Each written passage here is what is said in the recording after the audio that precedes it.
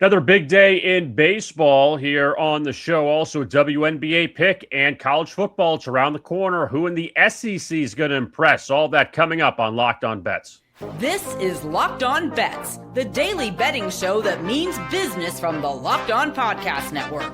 Hosted by Lee Sterling and Kevin Rogers, they're dropping fearless picks with an inside edge to put money in your pocket. If there's action, they've got the lock. This is where smart bets start. It's Locked On Bets.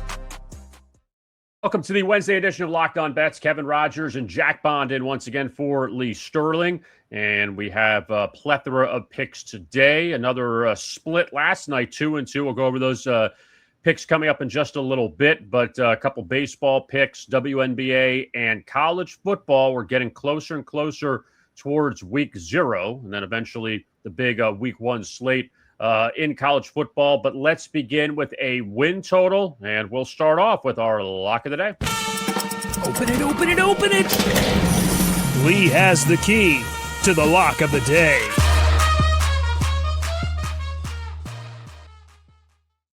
The Oklahoma Sooners, Jack, they were in the playoff last year. They led Alabama, but were tripped up by the Crimson Tide, so they got bounced early, but still a successful season for Brett Venables and the Sooners. What can they do now with John Mateer back in a very loaded SEC? Well, the first thing to know about Oklahoma coming into this season is that John Mateer was playing with that broken finger pretty much all of last year. And even then, he was at least serviceable as a game manager. Before the broken hand, he was an elite quarterback for Oklahoma standards over the last couple of years. But he's bulked up in the offseason. You know, he's come in this year. He's looking a lot stronger. He's been compared to Tim Tebow, apparently coming into this season by a couple of scouts. Now, the wide receiver group isn't elite outside of Sartania. But with that size, Mateer can contribute in the running game. If he's rolling out of the pocket, he can take off and run and contribute if nobody's open down the field and he doesn't trust his receivers. Now, you're looking at the schedule, and the schedule is tough, but I'm not too high on Michigan, who they play week 2. I'm not too high on Florida, who they play in week 9. And then there's 3 teams at the end of their schedule, Missouri, Texas A&M, and Ole Miss. Who knows where they will be come weeks 10, 11, and 12. Now, yes, they do play Georgia on the road. They've got Texas in a neutral site game. But with maybe the best defensive line, the defensive front in the country, this team could easily win 9 or 10 games. So I'm going to jump on this now. I think even by week 0 or week 1, you could see that season win total go up to 8, 8.5.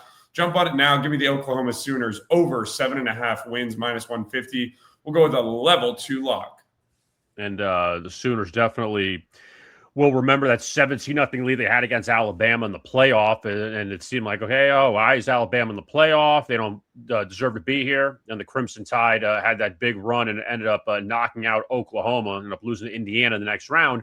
But still, Oklahoma made a lot of positive steps last year after a few years ago. It's kind of stumbled early on in the SEC, but had a good year last year. And, yeah, we'll see 2 big road games in September at Ann Arbor against Michigan and against Georgia. So we'll see how things turn out for the Sooners. Looking back at last night, Jack, 2-2 on our picks, and the Milwaukee Brewers, they end up beating Seattle 22-0 last night. And obviously no letdown for the Brewers off of their series victory over the Dodgers out west. But I guess first off, the Mariners, that, you know, we talk about this in sports a lot, that teams, you think when they come close to maybe getting to a title game or getting to a championship round, maybe the next year they'll get over the hump. But then there's other times where they just fall flat in their face. They can't get up, that they came that close and just can't replicate that. It feels like that's the case with the Mariners right now. And yeah, last night's just one game, but it's been pretty embarrassing for the Mariners recently. And this was kind of the cherry on top last night, losing by over 3 touchdowns to the Brewers.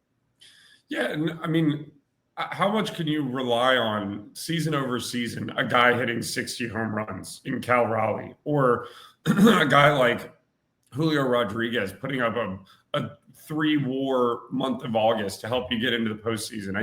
We talked about it last episode. They just don't have the margin for error. They had plenty of errors last night. I don't know if you even saw, but by the time the game was 21-0, Julio Rodriguez caught a fly ball in center field, Yeah. didn't even know that there was only one out, threw the ball into the stands and let the 22nd run of the game score. It's embarrassing. I think they need to change at the manager's position. I think they need to change things up, frankly, to deepen their lineup. It's embarrassing. But again, at the end of the day, they're playing the best team in baseball. And the Brewers all season and coming into the season have really not been priced like the best team in baseball. So, even when you're laying juice like that, minus 140, minus 150, sometimes it's worth it when you get the right matchup with Milwaukee and a couple of these other elite teams in the NL. And it's funny, too, that, you would think when Julio Rodriguez had that kind of bonehead moment when he threw the ball in the stands when there were still 2 outs, that you think, oh, maybe let's pull him at that point. No, I wouldn't pull him. I put him on the mound. I'm like, you're pitching now. You want to get out of it? You want to get that out? You're going to go pitch now down 22-0 because that's what happens in these games, that you have the players pitch. So that's how you're going to get out of this. But the Mariners, another bad loss. Now, a couple losses last night with the Braves. They fell behind the Twins early again, and they couldn't recover. And the Mets ended up losing to the Padres. And, we saw all over social media the big catch from Fernando Tatis Jr. in right field. Kind of killed a little momentum there. New York thought they kind of had something. Tatis, a fantastic catch, takes away some runs, and the Padres end up winning. Yeah, and it's funny, too. The Padres have gotten back into this playoff race, not necessarily with Tatis's offense, but with his defense. It's not the first home run he's robbed all year. They're getting offense and production from Luis Rengifo and Gavin Sheets and all these other guys throughout the lineup, but the Mets just couldn't string anything together. The Twins, so far in their 2 games with the Braves, have scored 5 runs in the first inning, and I believe 1, maybe 2 runs in the entire rest of both games. So innings 2 through 9, they haven't done anything, but it's just the first inning they got ahead. And the Braves have some concerning trends offensively, not being able to put up more than a couple runs against a guy in Zebby Matthews who's got an ERA in the 5s is concerning. But maybe next time we can convince the Brewers to send some of their runs over to Atlanta or New York. And we ended up getting the split. The Dream ended up beating the Aces last night. And Atlanta, I'd mentioned yesterday, first time in 26 games they were an underdog. And they bounced back from their loss to Indiana on Sunday. So got the split there, going 2-2. So now we go into our WNBA play. Actually, a huge game tonight out west. And time now for our wrong team favorite. What the fuck? WTF.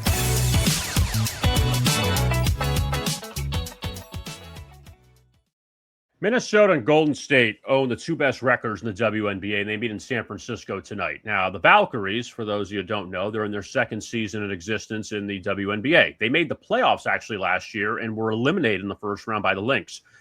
Now, Minnesota, Jack, they are 8-0 lifetime against Golden State. The Valkyries have not figured out how to beat the Lynx so far, and the Lynx are 1.5-point favorites tonight, but I think this is the one they get through. That Golden State, the best defensive team in the league, and they have won 15 of 18 since they last played Minnesota back in June. The Lynx are off of a big win over the Aces a few days ago. Those are 2 kind of old rivals a little bit, and they did not face each other in the finals last year because the Lynx lost to the Mercury in the semifinals. But with the Valkyries, I mean, I hate to like put this narrative out there, but I will. This is the biggest game in franchise history. It really is. That to finally break through against Minnesota, to finally get that 1 win, and who knows if they'll see them down the line in the playoffs. But the game is a little bigger for Golden State than it is for Minnesota tonight. Back at home, home dog. You don't see them in this role that often. And Minnesota's still a fantastic team. Like, I'm not taking away from that, but I think the game's a little bigger for Golden State. And when it's all said and done, Minnesota will be the 1 seed. But I think Golden State, if they could just break through, get some confidence, finally get that first win against Minnesota in 9 tries, that'll be big moving forward if these teams see each other again in the playoffs. Let's back the Golden State Valkyries plus 1.5 against Minnesota. WNBA, wrong team favorite. All right. So 8-0 all time, but they're only 1.5-point home dog tonight. It might be a regular season game, but you do have to get over that hump going into the postseason. I'm sure the Lynx are probably looking forward to the postseason a little bit too. If they feel comfortable against Golden State, but Golden State just needs to get one, just see one go through the hoop and get ready for the postseason after that. I like it. Yeah, we'll see if Golden State can finally break through. If not, 0-9's going to be kind of tough if you got to play them again. somewhere down the line. We still have 2 baseball plays to get to, 2 wrong team favorites. We have a lot of wrong team favorites today on the show. So we got 2 plays coming up from Jack. All of that is straight ahead. You are listening to the Wednesday edition of Locked On Bets.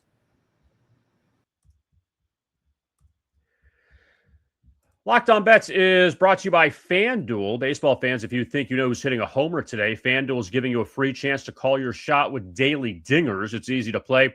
Just make your free pick for who you think will hit a home run in their game. If you're right, you'll receive a profit boost to use on your next bet for a chance at extra winnings. Best of all, you can make a free pick every day throughout the MLB season. Daily Dingers is another fun way to stay engaged with every day's games. Whether you're following your favorite team or keeping an eye on matchups across the league, every game has someone capable of going deep. Now you get the chance to make your prediction before first pitch. And we always like to go over the list with you on who could go deep possibly on the major league slate. And for today, you have Ben Rice of the Yankees. They're facing the Orioles at Camden Yards. You have the Polar Bear on the other side, Pete Alonso. Also, Cal Raleigh. He struggled, but can he break through tonight for Seattle? Maybe get some runs for them after they were blown out last night. Rafael Devers of the Giants, Jackson Chourio of the Brewers, Jack Caglione of the Royals, C.J. Abrams from Washington. Also, a couple names that are always in the list. Shohei Ohtani of the Dodgers, Mike Trout of the Angels, Yordan Alvarez of the Astros. So a lot of choices for players you could choose from on the Daily Dinger list on Wednesday. And if you're ready, this is the time to do it. Are you ready to play your game today? Join all the action at FanDuel.com. That's FanDuel.com to play Daily Dingers and make your free pick on who's hitting a homer. Play ball and swing for the fences on FanDuel, an official partner of the MLB.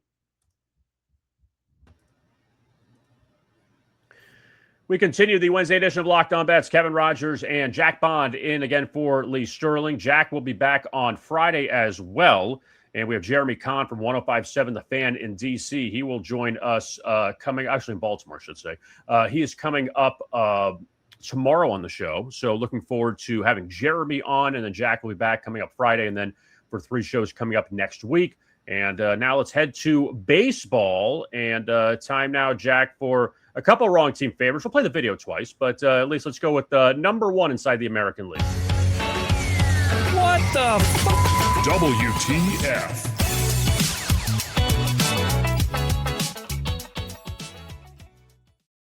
So you had to kind of expect this, that the Astros can only keep it up for so long, right? To keep the ruse going. They ended up losing to Seattle on Sunday, and then they lose to the Angels last night. So this AL West, it's kind of like, who wants it at this point? Is it the Astros? Is it the Rangers? I mean, you can't trust the Mariners at this point, but can the Angels beat the Astros again? That is the big question in Houston tonight, Jack.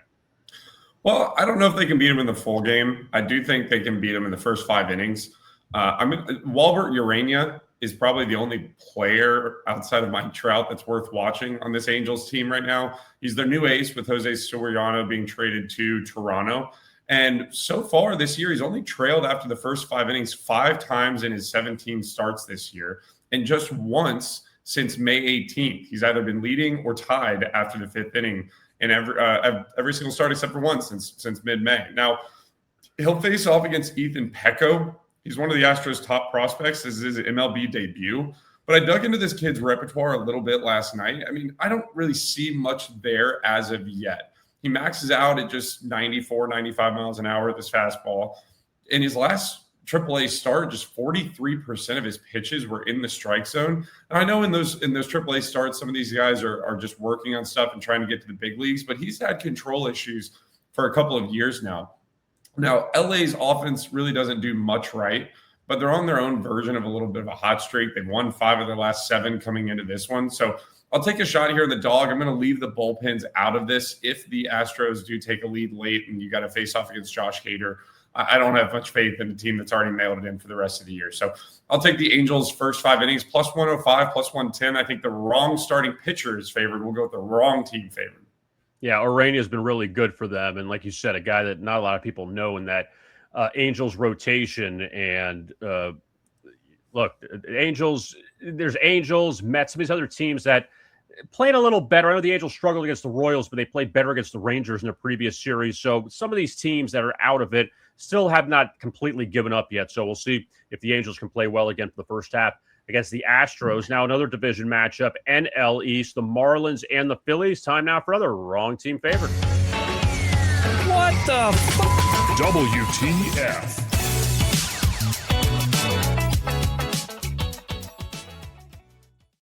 You know, it's interesting, Jack, that the Marlins, I feel like they go to Philadelphia, they can't win. That they swept the Phillies last month. They had some crazy wins in that series coming back.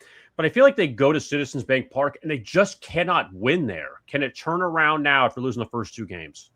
I think so. And remember, this series really should be tied, and today should be a rubber match. If you remember the series opener, the Marlins frankly got jobbed. It was a missed call by the umpires on a fair ball down the first base line that should have given them the lead late in that game, and the umpires missed it. They called it foul, but it was clearly fair, and it cost them that series opener. Now, as far as the pitching matchup goes, Sandy Alcantara really feels like the only Marlins pitcher that you can trust on the road this year.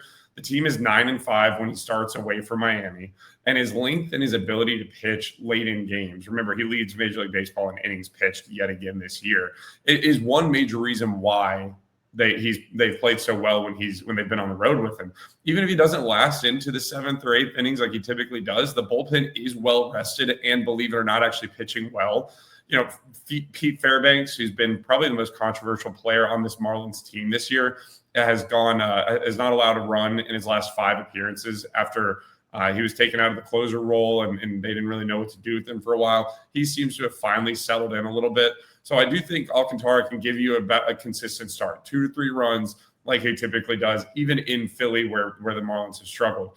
Aaron Nola starts on the other side. We all know he's obviously been one of the worst pitchers in baseball this season.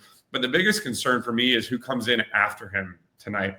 Duran, Bolin, Kerkering, and Jake Raley have all pitched multiple times in the last 3 games. And then you look down the line at the rest of the bullpen, Alvarado and McFarland pitched double-digit pitches last night. So not only does the starting pitching matchup favor Miami, the bullpen matchup favors Miami. And when a guy like Nola is pitching against it, and his big issue has been walks and homers, yes, Miami struggles in the home run department. They're still going to rack up their extra base hits, their doubles and their triples. This team can dink and dunk you to death if they need to. And just because Nola's big issue is his home run ball does not mean he's not giving up a ton of hits elsewhere. I think the wrong team's favored here. Whenever I can get Sandy Alcantara as an underdog against Aaron Nola, I'm probably going to take it. Give me the Miami Marlins plus 114. The underdog, again, wrong team's favored. And also, too, one more note on Nola, that he was fantastic against the Twins in that Field of Dreams game, and he had, 8 or 9 strikeouts, pitched one of his best games of the season. I just don't know if he can duplicate that tonight. That Nola has just been inconsistent, and when you get him in the good Aaron Nola, that's great. But I don't know if you get the good Aaron Nola in back-to-back starts. So we'll see that Marlins-Phillies rubber match today. And like you said, yeah, it was clear as day. That ball hit the line. All of a sudden, I mean, it would be terrible if Marlins lose that game. They lose the playoffs by 1. And that call, and I understand there's 162 games, but that one call, you kind of said, well, you know, could have got us in the playoffs, but you called a foul and now end up losing that game. So a lot going on, Jack, with football around the corner, UFC, Lee's been hot in, also Major League Baseball. So much going on with Paramount Sports. Yeah, tons going on. And don't forget, too, we've got UFC Sacramento coming up on Saturday. That card is about ready and available. We're going to have a 35-unit play and a 50-unit max wager on that one. You've heard about Lee's record on those 40 to 50-unit max wagers over the last couple of years. He's best in the world at it. Baseball continues. We're red hot there. College football, week 0 coming up soon. And, of course, we'll get some player props from our new guest tomorrow. I'll take a day off and let you guys take over. So if you want to check us out, check out the packages, purchase some picks, including the UFC Sacramento card with that 50-unit max wager. Just give us a call at the office, 800-400-9741, or visit the website at ParamountSports.com. And don't forget to like and subscribe to our YouTube channel, Locked On Bets, as well as the podcast version you could find on Apple, Spotify, wherever you get your podcast. Just type in Locked On Bets and you'll be all set. Jeremy Kahn, he will join us tomorrow from 105.7 The Fan in Baltimore. Jack Bond will be back with us coming up on Friday. For Jack, I am Kevin Rogers. Thank you so much for joining us here on this edition of Locked On Bets right here on the Locked On Podcast Network.